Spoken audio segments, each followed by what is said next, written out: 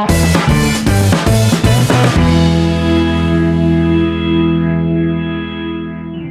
morning all of you.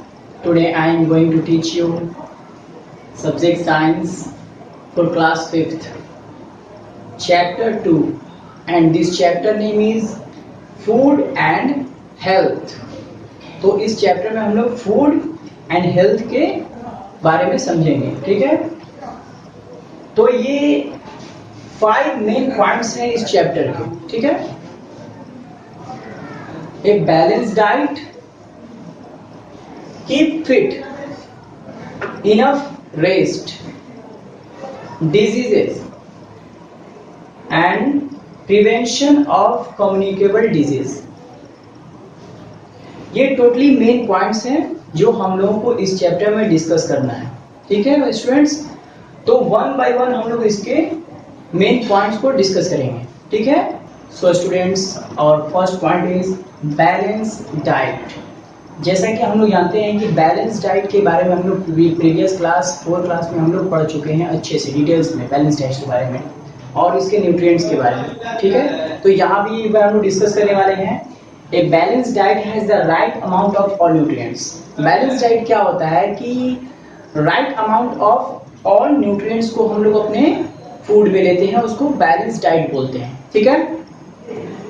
तो ये nutrients जो हैं वो यहाँ पर हैं, ये सब, क्योंकि आप पहले से जानते हैं carbohydrates, proteins, fats, vitamins, minerals and roughage, ठीक है। तो ये ऑल जो है यहाँ न्यूट्रिएंट्स हैं, ठीक है, जिनको हम लोग फूड में लेते हैं। फर्स्ट है हमारा carbohydrates. Carbohydrate is energy giving food. Carbohydrate जो है वो हार्ड वर्क एंड प्लेइंग में, हार्ड वर्क करने में और प्लेइंग में, एथलीट्स को दौड़ने में, है ना, प्लेयर को खेलने में, यानी कि जहां पर ज्यादा एनर्जी की जरूरत होती है वहां पर कार्बोहाइड्रेट्स को लिया जाता है, ठीक है। Some sources of carbohydrates are cereal, potato, banana, pulses etcetera.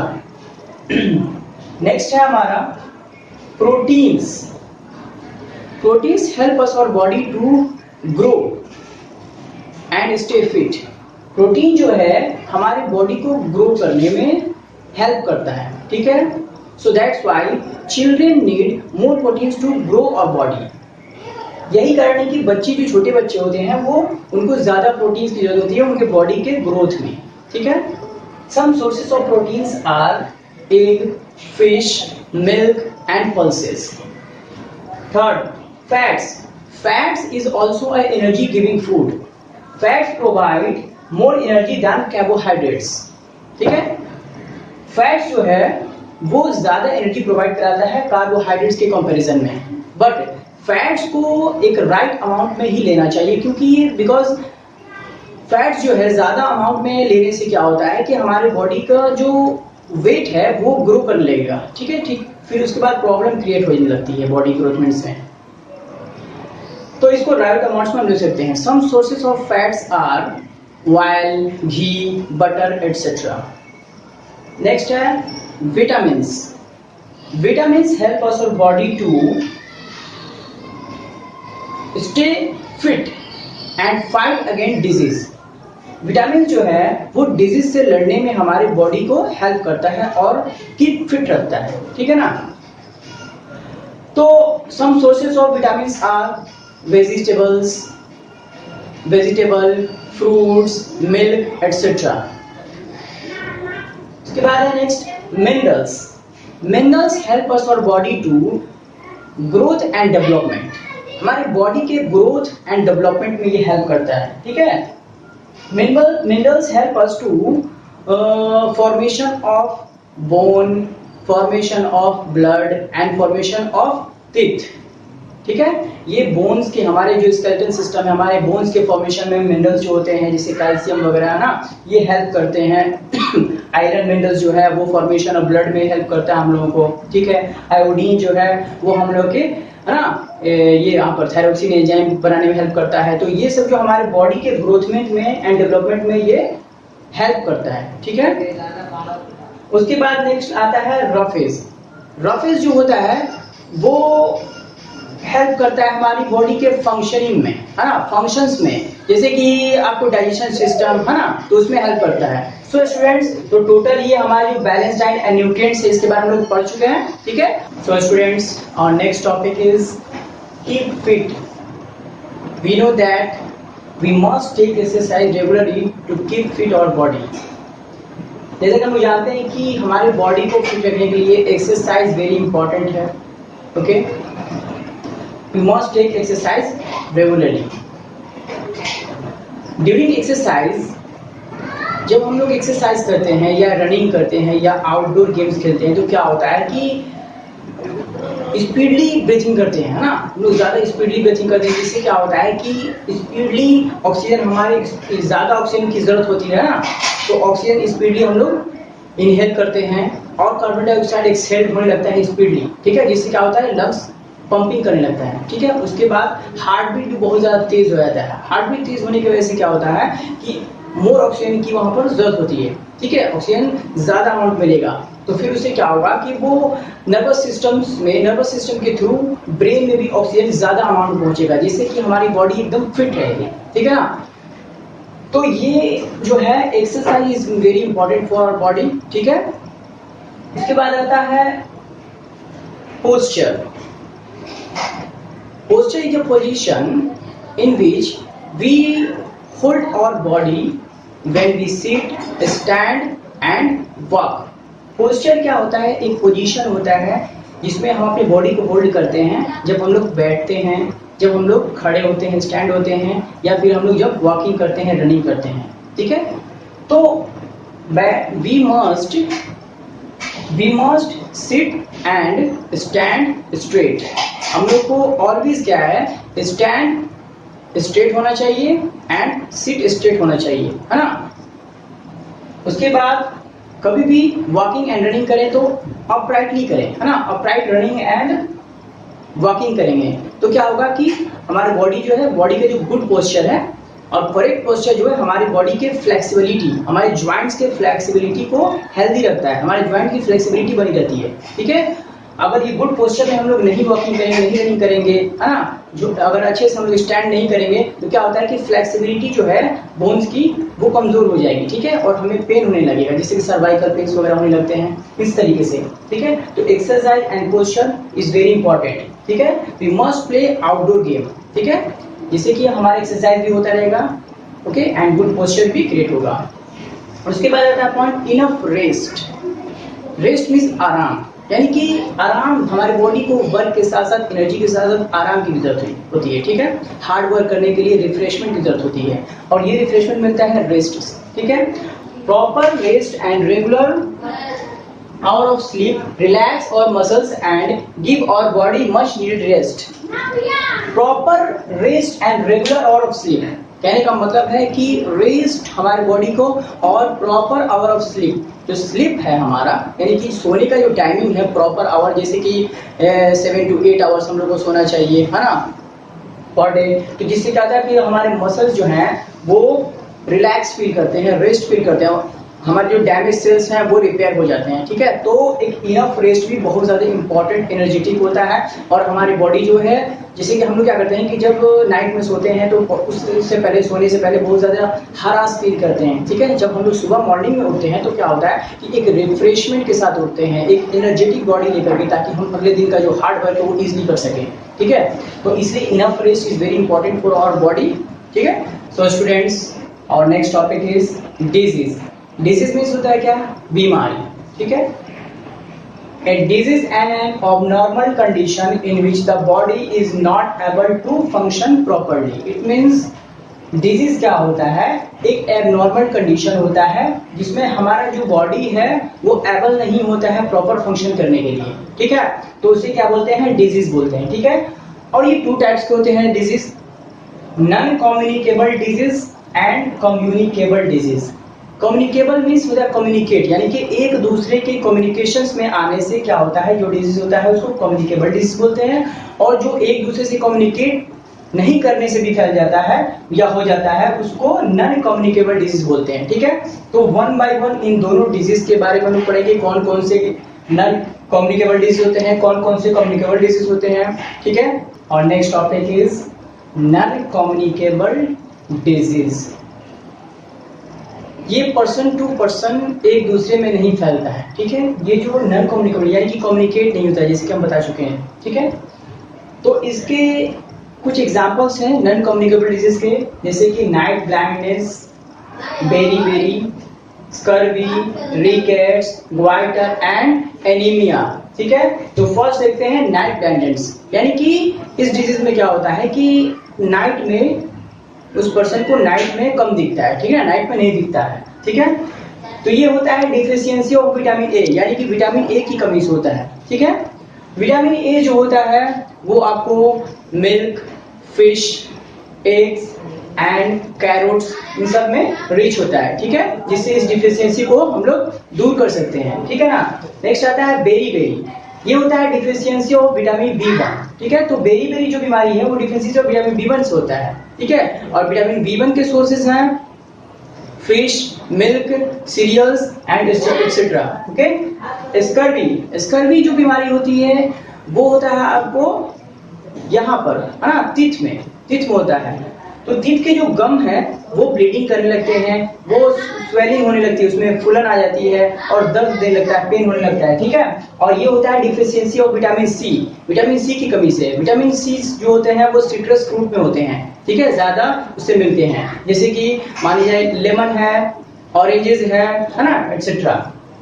Rickets जो है वो आपको डिफिशियंसी ऑफ विटामिन डी की कमी से होती है, ठीक है। ये बोन्स के डिजीज है। इसमें बोन्स क्या होते हैं कि बहुत ज्यादा वीक हो जाते हैं, सॉफ्ट हो जाते हैं, जिससे फ्रैक्चर्स करने के चांसेस ज्यादा हैं, जो कि चिल्ड्रंस में होते हैं मोस्टली, ठीक है। तो डिफिशियंसी ऑफ विटामिन डी की कमी से। और विटामिन डी कहाँ से मिलता है हम लोग को? वो मोस्टली आपको मिल्क से मिलता है या मिल्क प्रोडक्ट से। और कैल्शियम जो होते हैं बोन के फॉर्मेशन के लिए, बोन्स को स्ट्रॉन्ग करने के लिए, वो भी मिल्क से ही मिलते हैं, ठीक है। तो उसको हम लोग दूर कर सकते हैं मिल्क या मिल्क के प्रोडक्ट यूज करके, रिकेट्स को।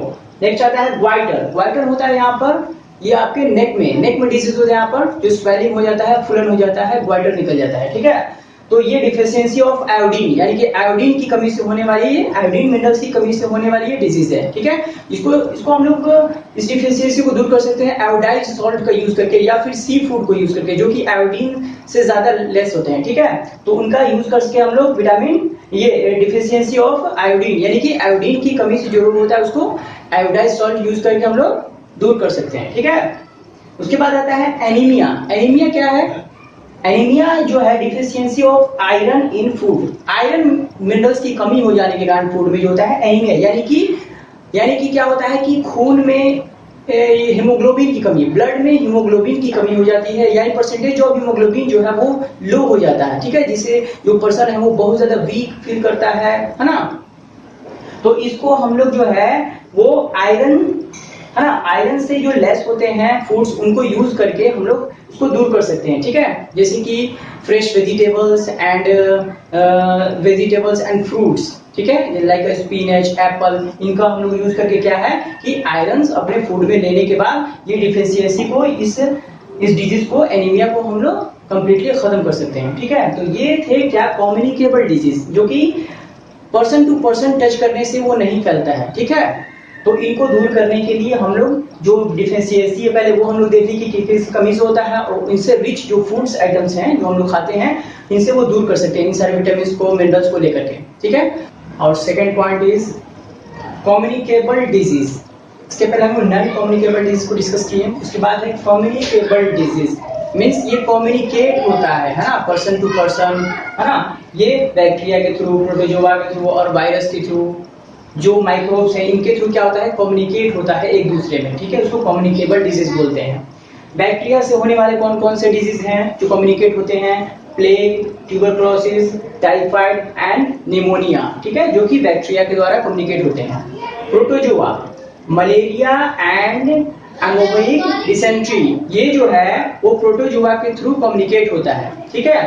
थर्ड है virus, common cold, polio, chicken pox and measles, ये जो बीमारी है, ये जो डिजीज है वो वायरस से कम्युनिकेट होकर के फैलता है एक दूसरे में, ठीक है ना। तो यहाँ देखते हैं। उसके बाद अब कौन कौन सा वे है कम्युनिकेट होने का, वो आगे देखते हैं हम लोग। थ्रू डायरेक्ट कांटेक्ट में आने से कौन कौन से जो डिजीज हैं वो डायरेक्टली कांटेक्ट में आने से कम्युनिकेट हो जाते हैं, ठीक है। जैसे कॉमन कोल्ड हो गया, चिकन पॉक्स हो गया, ये सब क्या होता है। और अभी जो हाल ही में जो हम लोग के चल रहा है वो है कोरोना वायरस, ठीक है ना, कोविड-19। ये जो है वो कम्युनिकेबल डिजीज है, इसलिए तो लॉकडाउन लगा हुआ है, इसलिए तो गवर्नमेंट मना कर रही है कि वो आप एक दूसरे को कम्युनिकेट ना कीजिए, सोशल डिस्टेंस को मेंटेन कीजिए। तो ये सब जो है वो डायरेक्ट कांटेक्ट में आने से फैलती हैं, ठीक है। सेकंड है through infected food and water, ठीक है। इन्फेक्टेड फूड एंड वाटर को खाने पीने से भी क्या होता है कि वो फैलने लगता है, ठीक है, कम्युनिकेट होने लगता है। जैसे कि मान लीजिए डिजीज हो गया, आपको डायरिया हो गया, जॉन्डिस हो गया, टाइफाइड, कॉलेरा, पोलियो, ये सब इसके इन्फेक्टेड फूड एंड वाटर के खाने पीने से होता है, ठीक है। थर्ड हमारा through the air we breathe, हम लोग जो ब्रेथ करते हैं एयर में बहुत सारे माइक्रोब्स होते हैं, ठीक है। या एक दूसरे के कफिंग से, स्नीजिंग से, अगर कोई इन्फेक्टेड पर्सन है तो वो कफिंग कर रहा है या स्नीजिंग कर रहा है, छींक रहा है या खांस रहा है, तो उससे भी क्या होता है, कम्युनिकेट होता है एक दूसरे में, ठीक है। जैसे कि इसमें भी कोरोना वायरस वगैरह का भी है कि ये मास्क पहनने के लिए गवर्नमेंट हम लोग को बोल रही है, सजेस्ट कर रही है, ताकि वो जो स्नीजिंग करे या कफिंग करे तो उसके थ्रू, नोज या माउथ के थ्रू जो किसी दूसरे पर्सन को ना कम्युनिकेट हो जाए, ठीक है ना। तो इसमें थ्रू ये आते हैं, ठीक है ना।